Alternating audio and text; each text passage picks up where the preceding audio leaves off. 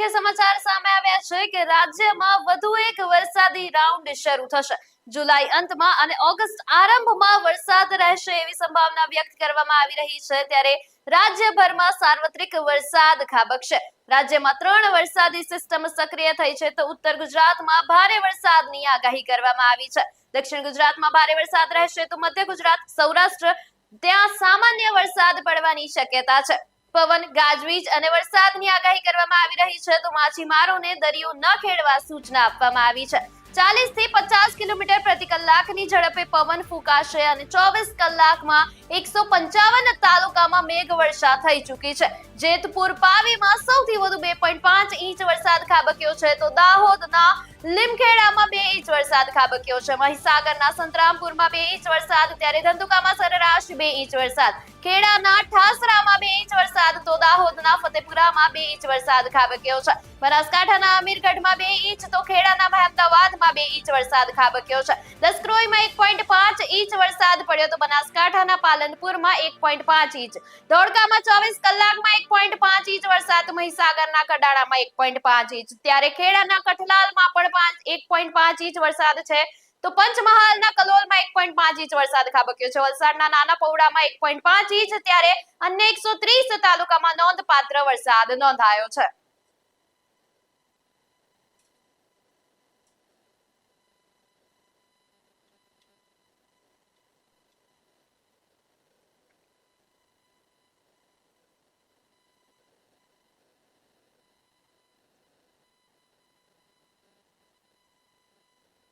અમદાવાદ વિમાન દુર્ઘટના પર આજે સુપ્રીમ કોર્ટમાં સુનાવણી છે તો CGI ની બેન્ચ કેસની સુનાવણી કરશે. મૃતક પાયલોટના પિતાજી અરજી પર સુનાવણી થવાની છે તો AAIBએ સુપ્રીમ કોર્ટમાં સોગંદનામું દાખલ કર્યું છે. ઓક્ટોબર સુધીમાં રિપોર્ટ આવવાની અપેક્ષા કરવામાં આવી રહી છે. ત્યારે AAIBએ તેના સોગંદનામામાં માહિતી આપી હતી. મહત્વના સમાચાર સામે આવી રહ્યા છે કે અમદાવાદમાં જે વિમાન દુર્ઘટના થઈ હતી એમાં આજે સુપ્રીમ કોર્ટ સુનાવણી આપવાની છે તો AAIBએ સુપ્રીમ કોર્ટમાં સોગંદનામું દાખલ કર્યું છે અને ઓક્ટોબર સુધીમાં આ રિપોર્ટ આવવાની અપેક્ષા કરવામાં આવી રહી છે. ત્યારે અત્યાર સુધીમાં ઘણા ખુલાસા કેસમાં થઈ ચૂક્યા છે અને ઘણા નવા જે ખુલાસા છે જોવા મળી રહ્યા છે. ત્યારે અત્યારે સામે આવી રહ્યા છે સમાચાર કે AAIBએ સુપ્રીમ કોર્ટમાં સોગંદનામું દાખલ કર્યું છે અને મૃતક પાયલટ જે છે એમના પિતાજીની અરજી પર સુનાવણી થવા જઈ રહી છે તો ઓક્ટોબર સુધીમાં એનો રિપોર્ટ આવવાની અપેક્ષા વ્યક્ત કરવામાં આવી રહી છે અને AAIBએ તેના સોગંદનામામાં માહિતી આપી હતી એવું જાણવા મળી રહ્યું છે.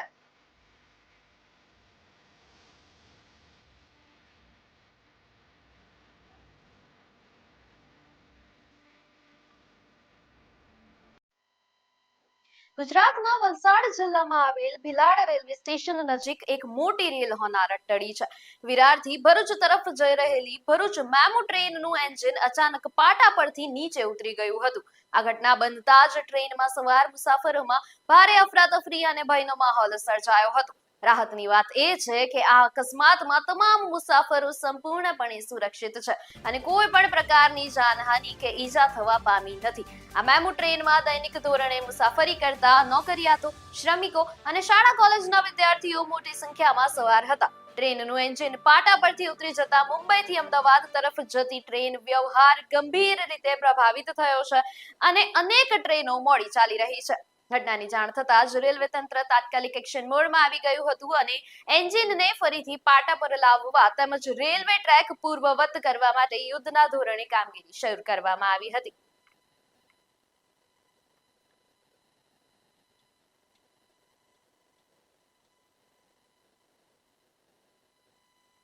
પોરબંદરથી મહત્વના સમાચાર સામે આવી રહ્યા છે કે પોરબંદર નજીક અરબી સમુદ્રમાં ભારતીય કોસ્ટ ગાર્ડે સફળ મેડિકલ રેસ્ક્યુ ઓપરેશન હાથ ધરી વેપારી જહાજના એક ક્રૂ સભ્યનો જીવ બચાવ્યો છે.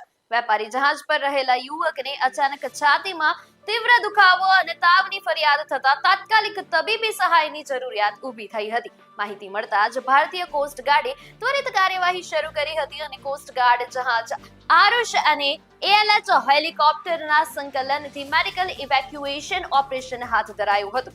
ક્રૂ સભ્યને સુરક્ષિત રીતે જહાજમાંથી બહાર કાઢી વધુ સારવાર માટે હોસ્પિટલ ખાતે ખસેડવામાં આવ્યો હતો.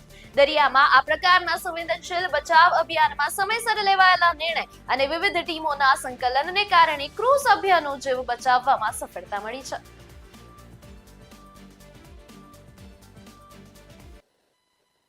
રાજસ્થાનથી સમાચાર સામે આવ્યા છે કે સીકર શહેરમાં કાયદો અને વ્યવસ્થાના ધજાગરા ઉડાવતી ઘટના સામે આવી છે.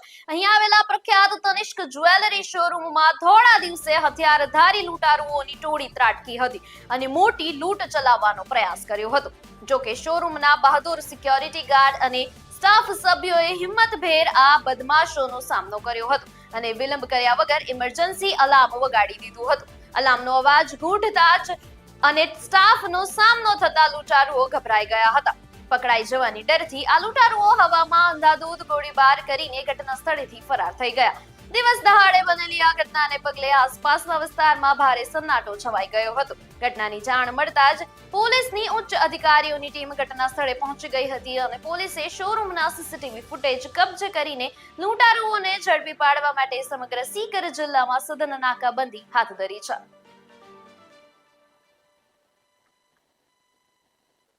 સુરતથી સમાચાર સામે આવ્યા છે કે શહેરના પોશ ગણાતા અલથાણ વિસ્તારમાં આવેલા અનુપમ સ્ક્વેર કોમ્પ્લેક્સ ખાતે કાયદો અને વ્યવસ્થાના ધજાગરા ઉડાવતી ઘટના સામે આવી છે. કોમ્પ્લેક્સમાં ફરજ બજાવતા નિર્દોષ વોચમેન પર 6 થી 7 અસામાજિક તત્વોના ટોળાએ અચાનક હિંસક હુમલો કરી દીધો હતો. હુમલાખોરોએ સિક્યોરિટી ગાર્ડને ખુરશી, લાફા અને ઢીક્કમ મૂકી વડે ઢોર માર માર્યો હતો, જેના કારણે કોમ્પ્લેક્સમાં અફરાતફરી મચી ગઈ હતી. આ સમગ્ર નિર્દયી હુમલાના દ્રશ્યો કોમ્પ્લેક્સના સીસીટીવી કેમેરામાં કેદ થઈ ગયા હતા, જેમાં કેટલાક હુમલાખોર યુવકો જાણીતી ઓનલાઈન ડિલિવરી એજન્સીની ટી-શર્ટ પહેરેલા નજરે પડી રહ્યા છે. જાહેરમાં એક વૃદ્ધ વોચમેન પર આ પ્રકારે કરવામાં આવેલા નિર્મમ હુમલાનો વિડીયો સોશિયલ મીડિયા પર વાયરલ થતા જ લોકોમાં ભારે રોષ જોવા મળી રહ્યો છે. સ્થાનિક વેપારીઓ અને રહીશોએ સીસીટીવી ફૂટેજના આધારે હુમલાખોરોની તાત્કાલિક ધરપકડ કરી તેમની સામે કડકમાં કડક કાયદેસરની કાર્યવાહી કરવાની અલથાણ પોલીસ સમક્ષ ઉગ્ર માંગ કરી છે.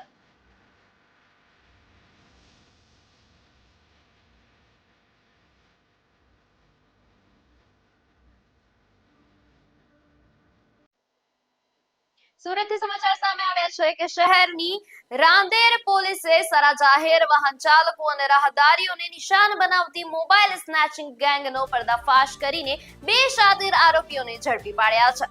પોલીસે આરોપીઓની ધરપકડ કરીને તેમની પાસેથી સ્નેચિંગ કરેલા 5 કિંમતી મોબાઈલ ફોન તેમજ ગુનામાં વપરાયેલી બાઇક મળી કુલ ₹1.35 લાખથી વધુનો મુદ્દામાલ જપ્ત કર્યો છે. પોલીસની પ્રાથમિક પૂછપરછ દરમિયાન જ આરોપીઓ પાસેથી ઉત્તરાયણ અને અનિશ્ચિની કુમાર વિસ્તાર જે છે ત્યાં આચરવામાં આવેલા મોબાઈલ સ્નેચિંગના ગુનાઓનો ભેદ ઉકેલાયો છે. આ શાતીર ગેંગ ભીડભાડવાળા અને અવાવરૂ રસ્તાઓ પરથી પસાર થતા લોકોને ટાર્ગેટ કરતી હતી. રાંદેર પોલીસે બંને આરોપીઓ સામે ગુનો નોંધીને તેમની અટકાયત કરી છે અને શહેરના અન્ય વિસ્તારોમાં આચરવામાં આવેલા અનડિટેક્ટેડ ગુનાઓ અંગે પૂછપરછ શરૂ કરી છે. સુરત શહેરમાં મોબાઈલ સ્નેચિંગ અને મોબાઈલ ચોરીના ગુનાઓ અટકાવવા માટે respected CP sir, sector 2 sir અને ડીસીપી સરના સીધા માર્ગદર્શન હેઠળ રાંદેર પોલીસ સ્ટેશનની ટીમ દ્વારા ચોક્કસ બાતમીના આધારે અત્યારે જે અનડિટેક્ટ જે છે 2 પોલીસ સ્ટેશન અશ્વિની કુમાર અને ઉત્તરાયણ એના 2 આરોપીને પકડવામાં આવેલા છે. આરોપીનું નામ છે મુસ્તુફા ઉર્ફે ટીડીલી મહેમૂદ અલી સૈયદ, જે બાપુનગર રાંદેરનો રહેવાસી છે, અને બીજા આરોપીનું નામ છે અયાન ઉર્ફે અલ્લાહ રખા ગાંચી, જે દયાળ ભેસાણ રોડ રાંદેરનો રહેવાસી છે. આ આરોપીના ગુનાહિત ઇતિહાસની વાત કરીએ તો આરોપીઓ વિરુદ્ધમાં ભૂતકાળમાં આરોપી નંબર જે 1 છે એના વિરુદ્ધમાં 12 ગુના અને 3 પાસા કરવામાં આવેલ છે, અને આરોપી નંબર જે 2 છે એના વિરુદ્ધમાં 2 ગુનાઓ છે. આ આરોપી પાસેથી મુદ્દામાલમાં ટોટલ 1,35,500નો મુદ્દામાલ જપ્ત કરવામાં આવ્યો છે, જેમાં 5 મોબાઈલ અને મોટરસાયકલની નો સમાવેશ થાય છે. આમની એમઓ એવી રીતે હતી કે આ આરોપી જે રોડ પર રસ્તા પર જે રાહદારી ચાલતા હોય એની પાછળથી બાઇક પર આવીને મોબાઈલ સ્નેચિંગ કરવાની આ લોકોની એમઓ હતી. કચ્છથી સમાચાર સામે આવ્યા છે કે ગાંધીધામમાં ₹51 લાખના વિદેશી દારૂના જથ્થા સાથે ઝડપાયેલા કેસમાં પોલીસે વધુ 2 આરોપીઓની ધરપકડ કરીને તપાસમાં મહત્વની સફળતા મેળવી છે. અગાઉ ટેન્કરના ગુપ્ત ચોરખાનામાંથી મોટી માત્રામાં દારૂનો જથ્થો ઝડપાયો હતો. આ કેસની તપાસ દરમિયાન ગાંધીધામ બી ડિવિઝન પોલીસે દારૂ મંગાવનાર ચંદન ગુપ્તા અને રાહુલ સિંહ જાડેજાની ધરપકડ કરી છે. પોલીસ તપાસમાં સામે આવ્યું છે કે ટેન્કરમાં ખાસ ગુપ્ત ખાનું બનાવી તેમાં દારૂનો જથ્થો છુપાવવામાં આવ્યો હતો. બંને આરોપીઓની પૂછપરછના આધારે દારૂના સપ્લાય નેટવર્ક અને અન્ય સંડોવાયેલા શખ્સો અંગે તપાસ વધુ તેજ કરવામાં આવી છે. ગાંધીધામ બી ડિવિઝન પોલીસ સમગ્ર મામલે કાયદેસરની કાર્યવાહી સાથે વધુ તપાસ આગળ ધપાવી રહી છે.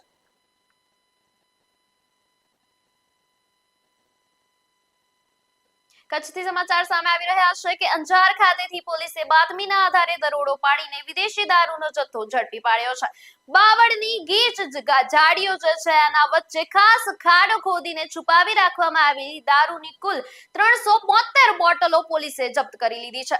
પકડાયેલા આ ગેરકાયદેસર વિદેશી દારૂનો જથ્થાની કુલ કિંમત ₹2.65 લાખ અંકાયા હોવાનું સામે આવ્યું છે. પોલીસે આ કેસમાં દારૂનો જથ્થો છુપાવનાર અને વેચાણના નેટવર્ક સાથે જોડાયેલા આરોપી કિશન ગોવિંદભાઈ પરમારની ઘટના સ્થળેથી ધરપકડ કરી છે. તેની સામે પ્રોહિબિશન એક્ટ હેઠળ ગુનો નોંધીને કાયદેસરની કાર્યવાહી હાથ ધરવામાં આવી છે. આ દારૂનો જથ્થો ક્યાંથી સપ્લાય કરવામાં આવ્યો હતો અને કચ્છમાં કયા કયા શખ્સોને ડિલિવરી આપવાની હતી તે દિશામાં પોલીસે તપાસ હાથ ધરી છે.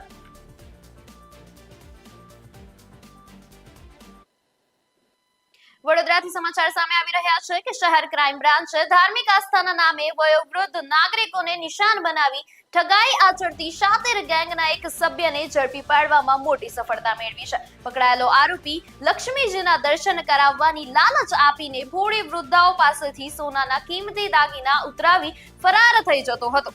વડોદરા ક્રાઇમ બ્રાન્ચની ટીમે સઘન તપાસ અને બાતમીના આધારે મૂળ ઉત્તરાખંડના સાદ કસહન ઉર્ફે અલીમુદ્દીન શાદીવાન નામના ગઠિયાની અટકાયત કરી લીધી છે. પોલીસે આરોપી પાસેથી છેતરપિંડી કરીને મેળવેલા સોનાના દાગીના, વિધિના નામે બતાવાતા પથ્થરો અને ગુનામાં વપરાયેલી બાઇક મળીને કુલ ₹3.71 લાખનો મુદ્દામાલ કબજે કર્યો છે. આ કેસમાં સામેલ 2 ગઠિયાઓ પૈકી એક આરોપી પકડાઈ ગયો છે, જ્યારે તેનો અન્ય એક ફરાર સાગરીતને ઝડપી પાડવા માટે વડોદરા પોલીસે અલગ અલગ ટીમો બનાવી તપાસ વધુ તેજ કરી છે.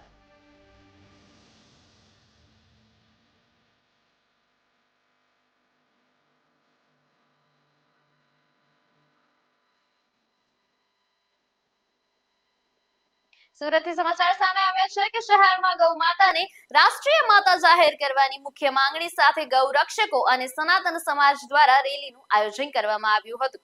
મુલુક પીઠાધીશ પૂજ્ય રાજેન્દ્ર દાસજી મહારાજના અધ્યક્ષ સ્થાને યોજાયેલી આ રેલીમાં મોટી સંખ્યામાં સાધુ સંતો, મહંતો અને ગૌસેવકો જોડાયા હતા. શણગારેલા બળદગાડા અને પરંપરાગત વેશભૂષા સાથે નીકળેલી આ આકર્ષક રેલી વનિતા વિશ્રામ ગ્રાઉન્ડથી શરૂ થઈને જિલ્લા કલેક્ટર કચેરી ખાતે પહોંચી હતી. સાધુ સંતો અને અગ્રણીઓએ જિલ્લા કલેક્ટરને આવેદનપત્ર આપ્યું હતું, જેમાં દેશભરમાં ગૌ હત્યા પર સંપૂર્ણ પ્રતિબંધ લાદવામાં આવે અને ગૌ માતાને રાષ્ટ્રીય માતાનો દરજ્જો આપવામાં આવે તેવી કેન્દ્ર અને રાજ્ય સરકાર સમક્ષ મજબૂત માંગણી કરવામાં આવી હતી. સાધુ સંતોએ ચેતવણી આપતા જણાવ્યું હતું કે જ્યાં સુધી ગૌવંશને પૂર્ણ સુરક્ષા અને રાષ્ટ્રીય દરજ્જો નહીં મળે ત્યાં સુધી આ આંદોલન દેશવ્યાપી ધોરણે ચાલુ રાખવામાં આવશે. મારું નામ રમેશભાઈ રૂડાણી, કરુણા સેવક ગૌ સેવા ચેરિટેબલ ટ્રસ્ટ. આજે સુરત નહીં પણ પૂરા ભારતભરની અંદર ગૌ માતા રાષ્ટ્રીય માતાનો દરજ્જો મળે આ કલેક્ટર શ્રીને આવેદન પત્ર આપવા જઈ રહ્યા.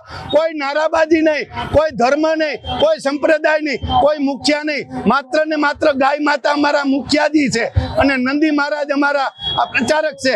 એટલે આજે પૂરા ભારતભરની અંદર ગૌ માતાને એનો દરજ્જો મળે, રાષ્ટ્રીય માતા બને, એ નિમિત્તે આજે પૂરા ભારતભરની અંદર લોકો કલેક્ટર ઓફિસે જઈ અને આવેદન પત્ર આપશે અને માત્ર કોઈ નારાબાજી નહીં, જય શ્રી રામના નારા સાથે અને તમામ ગૌ ભક્તો આમાં જોડાય, હજારો ને કરોડોની સંખ્યામાં જોડાય અને આવેદન પત્ર આપશે. જય गौ माता, जय गोपाल. जय गौ माता, जय गोपाल. मैं Bhavna Malakar, I am a professional teacher. हम सभी यहाँ पे गौ माता सम्मान अभियान के लिए एकत्रित हुए हैं. तो यहाँ पे नारी शक्ति भी हमारा जोरदार समर्थन कर रही है. हम सभी का एक महत्व है कि हम यहाँ पे सुसज्जमान से एक रैली आयोजित कर कलेक्ट्री को ज्ञापन सौंपे और हमारी गौ माता को सर्वश्रेष्ठ दर्जा मिले, राष्ट्रीय पशु का सम्मान मिले. जय गौ माता. સાબરકાંઠાથી સમાચાર સામે આવ્યા છે કે હિંમતનગરમાં ગૌ માતાને રાષ્ટ્રમાતાનો દરજ્જો આપવાની માંગ સાથે સમસ્ત હિન્દુ સનાતની સમાજના બેનર હેઠળ ગૌ સન્માન યાત્રાનું આયોજન કરવામાં આવ્યું હતું.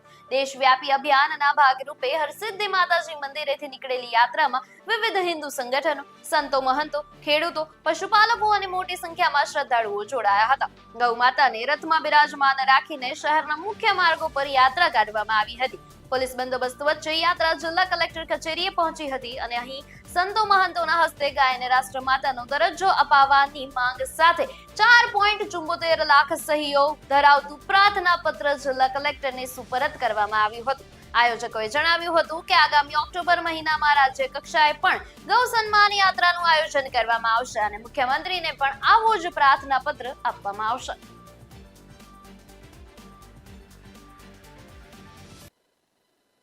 કચ્છ જિલ્લામાં ગૌ સન્માન અભિયાન અંતર્ગત ગૌ માતાને રાષ્ટ્રમાતાનો દરજ્જો આપવાની સૂર સાથે સનાતન સમાજ અને સાધુ સંતો એકજૂથ થયા છે.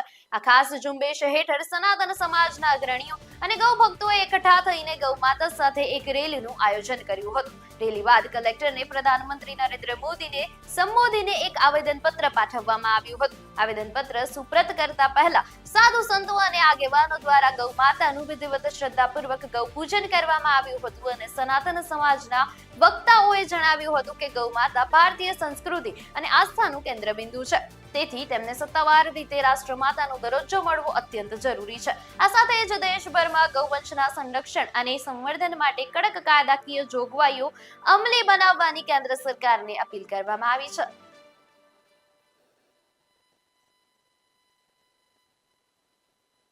તો વડોદરાથી સમાચાર સામે આવ્યા છે કે શહેર પોલીસે ઓર્ગેનાઇઝ્ડ ક્રાઇમ સામે મોટી કાર્યવાહી કરતા વારસિયા વિસ્તારની કુખ્યાત સિંધી ગેંગ સામે ગુસ્સી ટોક કાયદા હેઠળ કડક શિકંજો કસ્યો છે. વર્ષોથી વડોદરા અને આસપાસના વિસ્તારોમાં ગેરકાયદેસર દારૂની હેરાફેરી, ખંડણી, લૂંટ અને હિંસક ગેંગ વોર જેવા ગંભીર ગુનાઓમાં સંકળાયેલી આ અસામાજિક ટોળકીના કુલ 9 આરોપીઓ સામે ગુનો નોંધવામાં આવ્યો છે. વડોદરા પોલીસે આ કેસમાં દરોડા પાડીને ગેંગના 4 મુખ્ય અને કુખ્યાત સાગરીતોની ધરપકડ કરી લીધી છે. પોલીસની આ આક્રમક કાર્યવાહીથી સમગ્ર શહેરના ગુનેગારોમાં ભારે ફફડાટ વ્યાપી ગયો છે. ગેંગના મુખ્ય સૂત્રધાર હેરી સિંધી સહિત અન્ય ફરાર આરોપીઓને ઝડપી પાડવામાં આવ્યા હતા. પોલીસ દ્વારા અલગ અલગ ટીમો બનાવીને ચક્રો ગતિમાન કરવામાં આવ્યા છે. તો વડોદરા પોલીસ હવે આ ગેંગ દ્વારા ગેરકાયદેસર ગુનાહિત પ્રવૃત્તિઓથી વસાવવામાં આવેલી કરોડો રૂપિયાની બેનામી મિલકતો પણ ટાંચમાં લેવાની દિશામાં તપાસ ચલાવી રહી છે.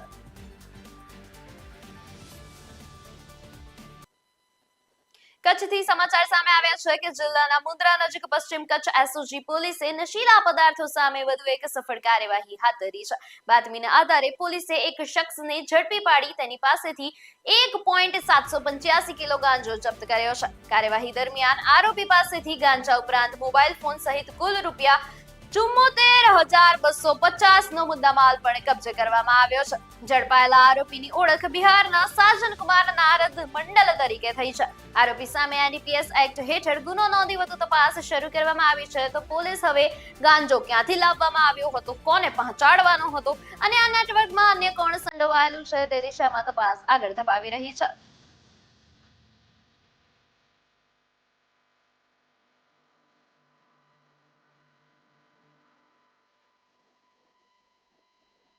ભુજ શહેરના કુડકી રોડ પર ગેરકાયદેસર દબાણો સામે તંત્ર કાર્યવાહી હાથ ધરી છે. વહીવટી તંત્ર દ્વારા કોમર્શિયલ દબાણો દૂર કરવા વિશેષ ઝુંબેશ ચલાવવામાં આવી હતી. પોલીસના ચુસ્ત બંદોબસ્ત વચ્ચે હાથ ધરાયેલી આ કાર્યવાહીમાં કુલ 8 ગેરકાયદેસર દબાણો દૂર કરવામાં આવ્યા હતા. કામગીરી દરમિયાન સરકારી જમીન પર થયેલા દબાણો હટાવી જમીન ખુલ્લી કરાવવામાં આવી હતી અને સમગ્ર કાર્યવાહી દરમિયાન કાયદો અને વ્યવસ્થા જળવાઈ રહે તે માટે પોલીસનો પૂરતો બંદોબસ્ત ગોઠવવામાં આવ્યો હતો. તંત્રએ જણાવ્યું છે કે જાહેર મિલકતો પરના ગેરકાયદેસર દબાણો સામે આવી કાર્યવાહી આગળ પણ ચાલુ રહેશે.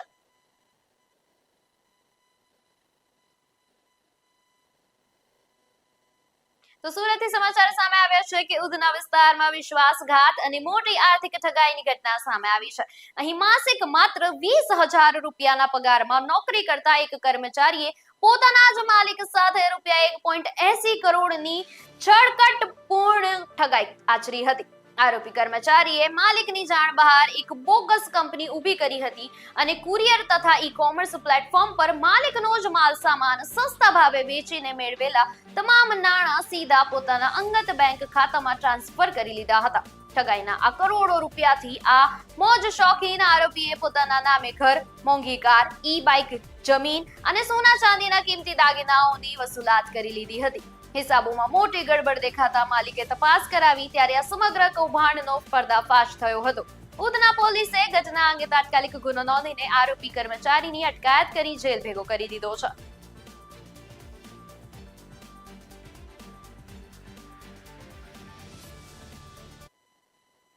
સમાચારમાં હાલ માટે બસ આટલું જ. આવા જ વધુ સમાચાર માટે જોડાયેલા રહો ન્યૂ ભારત ન્યૂઝ સાથે. નમસ્કાર.